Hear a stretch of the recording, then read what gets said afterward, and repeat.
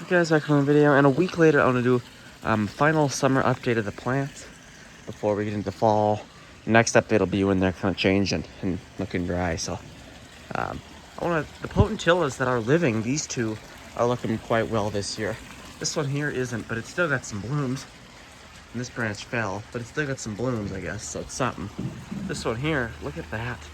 That one looks quite amazing with all them yellow blooms. Just quite a bit more than the last time I recorded, I think. Let's see. And the dogwoods here, they're still full. This one looks better than that one because that one did get heat stress, but the new growth on that one kind of filled it in after I began watering it. Both these look amazing. This fall, I'm gonna prune them where they're like a little taller. I'm gonna leave it so I can let them go taller, but keep the sides controlled. I think that might look nice. And then do that in the 2-year period and cut it back the 3rd year, just so we can get blooms that 2nd year. Same with this one. Let them get some height, but take the edges off, basically. I'm gonna try that. Here's our next, this is the best looking potentilla. This one still looks the best. I'm gonna go easiest on pruning these. This one does look pretty great. These though need to be pruned every year. They just get so crazy. Here is the juniper. You can see how much growth is sticking out of this plant, and all this is new growth. All this stuff on top, and it's soft, new growth. You can see how it moves with the touch there. These are all new growth. I mean, just a lot of growth from this plant. So yeah, this one's looking pretty nice right there.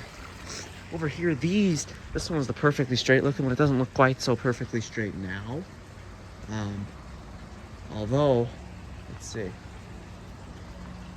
It still looks quite nice. You can see most of the blooms are gone now. There is a few more though. I need to mow the grass. I'm gonna do that now. This one over here did get pretty stressed because all the digging we were doing here, but it did kind of do its thing there. So we'll cut all these back again and give them a chance to come back.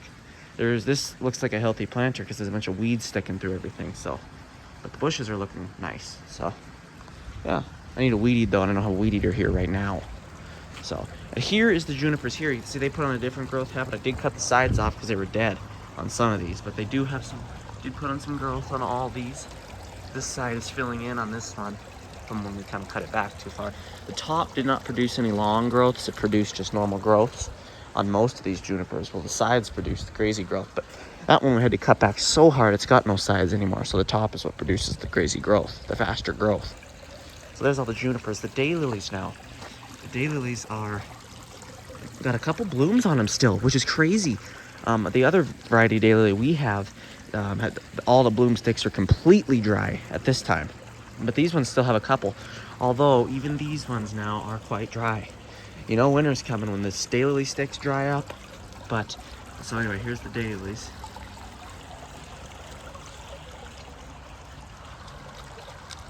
But you know it's winter when the daylily sticks dry up and the sedum sticks start growing or coloring. You know fall's on its way. This is an autumn joy sedum. Look at how nice this thing is. I don't know what the best angle would be for it. Probably right here. Look at that right there. This is probably my favorite one this year in this area. It just came so nice, much nicer than last year's because I cut it back. That's something to do. I didn't even do that before. I did this year and it looks so much better. So yeah, and don't even mind the weeds. I haven't been able to weed eat in a couple of weeks here. So this one's always getting battled by the hose, but this year it actually had quite a nice life and it looks still quite well. But they have not fully opened. I'm going to do a full video on these when these open. I hope we don't get a huge frost or anything like that destroys them, but we'll just have to find out because these look really nice. Big Daddy long leg there. Yeah, so. But anyway, here is the juniper bush. This thing was severely dead a couple Marches ago. I mean, probably back in 2022 March, 2023 March, somewhere in that area. This thing, I think it was 2023. This thing here was dead. Every limb died. It was full. I mean, I missed the fullness of it so bad. It was a full, large, green shrub. You couldn't see any sticks. Even from the back, it was full.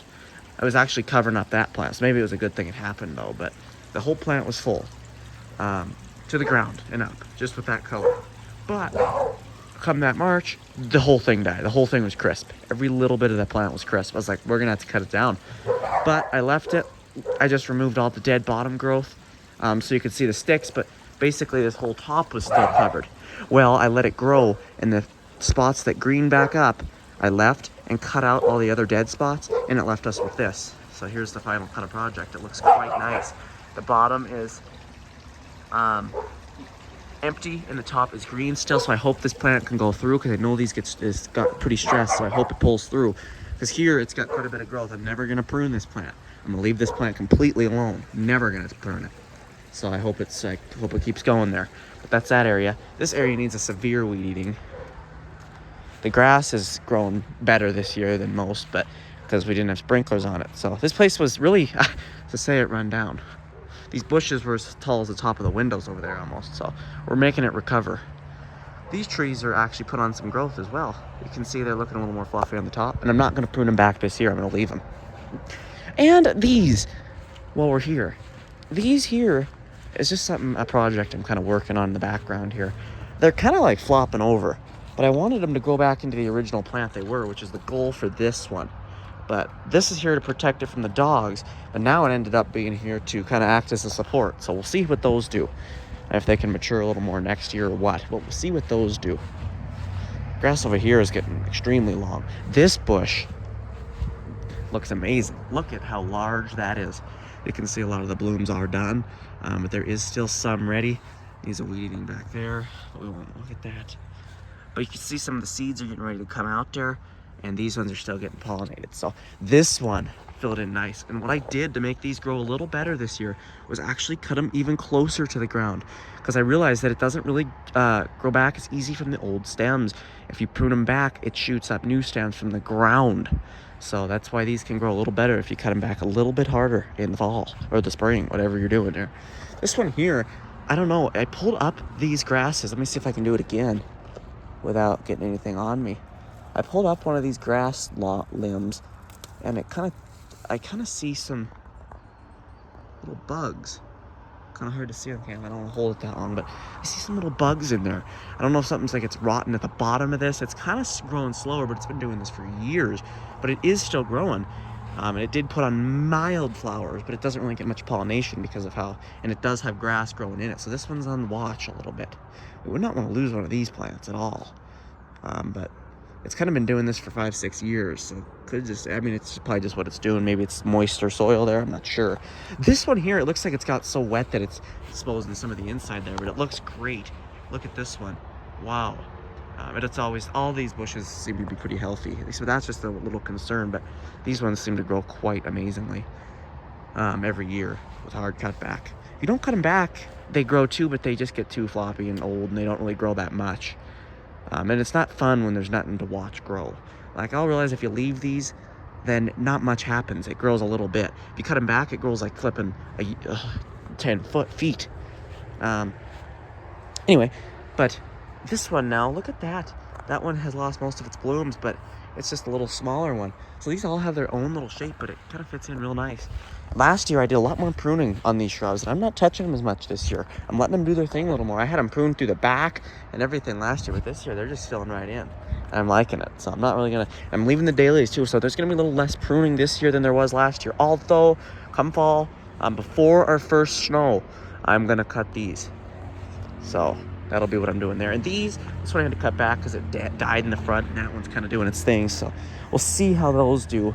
But I think that's about it for the the very late August, pretty much September update. So yeah, we will see you guys in the next one.